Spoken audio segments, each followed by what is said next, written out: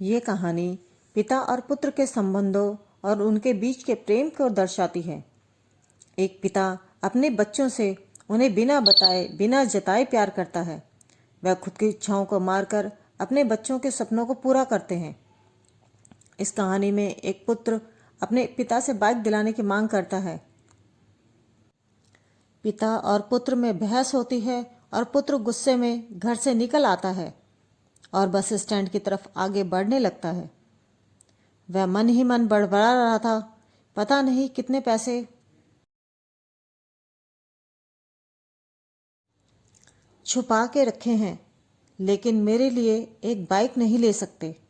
अब मैं यहाँ से चला जाऊँगा और तब तक वापस नहीं आऊँगा जब तक मैं खुद के पैसों से बाइक नहीं खरीद लेता। वह इतना सोच ही रहा था, तभी उसके पैर में कुछ चुभने का एहसास हुआ। उसने नीचे देखा तो समझ में आया कि जल्दबाजी में वह पापा के जूते पहन आया है।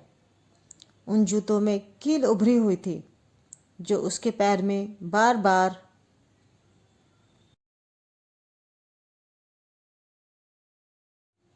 घाव किए जा रही थी। लेकिन उसे उस समय गुस्सा अधिक था, तो वह बड़बड़ाते हुए आगे बढ़ गया। एकाएक उसे याद आया कि वह पापा का पर्स भी साथ ले आया है।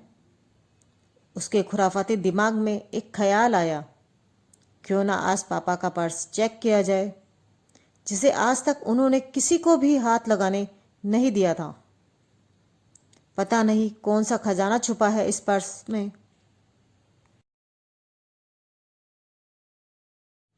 जो किसी को हाथ नहीं लगाने देते थे। जब उसने अपने पापा का वह पुराना पर्स खोलकर देखा तो उसमें पैसे तो नहीं मिले, लेकिन पैसों की जगह पर एक डायरी रखी हुई थी। तब उसने सोचा, ओह, तो यहाँ खजाना छुपा रखा है।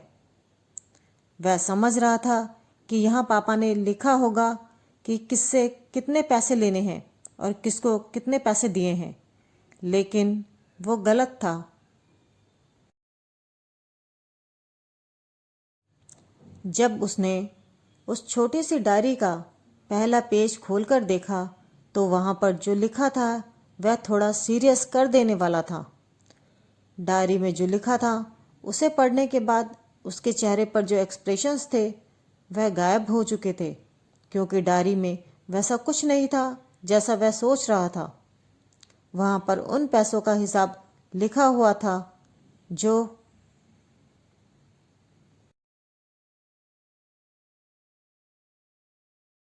अलग अलग कामों के लिए अलग अलग लोगों से उधार लिए गए थे। उस लिस्ट में कंप्यूटर के नाम पर भी पैसे लिए गए थे।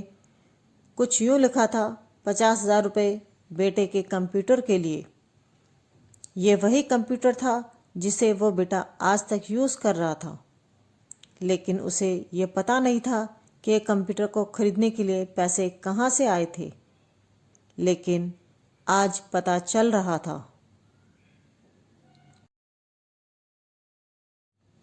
उसे आज भी याद था जब उसने पहली बार कैमरे के लिए ज़िद की थी तो पापा ने उसे 2 हफ्ते बाद उसके बर्थडे पर लाकर दिया था, जिसे देखकर वह बहुत खुश हुआ था।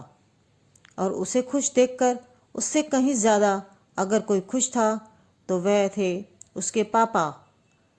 अब उसके चेहरे से गुस्सा एकदम गायब हो चुका था। उसने आगे का पन्ना पलटा तो वहाँ पर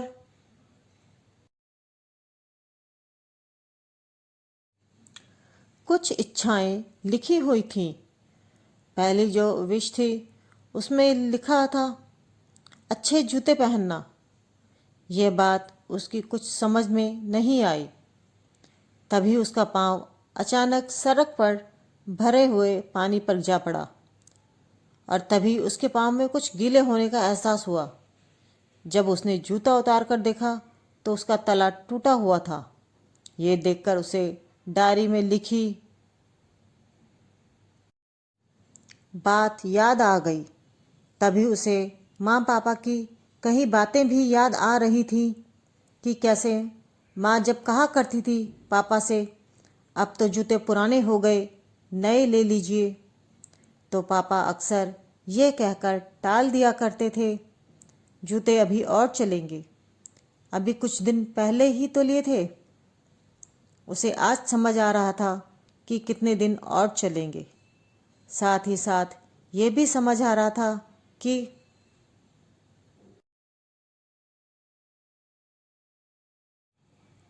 पापा पर्स क्यों छुपा कर रखते थे। तभी वह उस डायरी को पढ़ते हुए बस स्टैंड पर पड़ी बेंच पर आकर बैठ गया। अब उस डायरी का आखिरी पन्ना बचा हुआ था। उस पन्ने को जब उसने पलट कर देखा तो वहाँ कल की तारीख लिखी हुई थी। तारीख के नीचे लिखा हुआ था 50,000 रुपये बाइक के लिए। बस इतना पढ़ा और उसका दिमाग सन्न रह गया। अब उसके मन में कोई शिकवा गिला नहीं बचा था। बस उसकी आंखों से आंसू चले जा रहे थे। उसे आज तक नहीं पता तब वो क्यों रोए जा रहा था। बस वो लगातार रो रहा था। अब वह जल्दी से घर की तरफ भागा, लेकिन जूतों की वह कील पाँवों में अब तक घाव बनाने में कामयाब हो चुकी थी। उसने जूतों को रास्ते में ही निकालकर फेंक दिया और भागते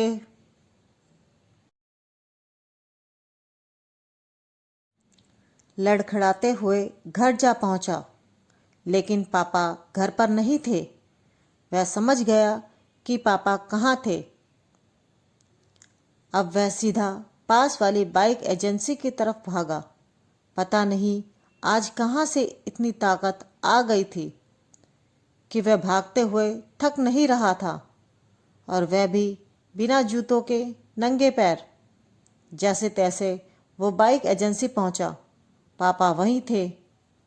उसने पापा को दौड़कर गले लगा लिया और उसकी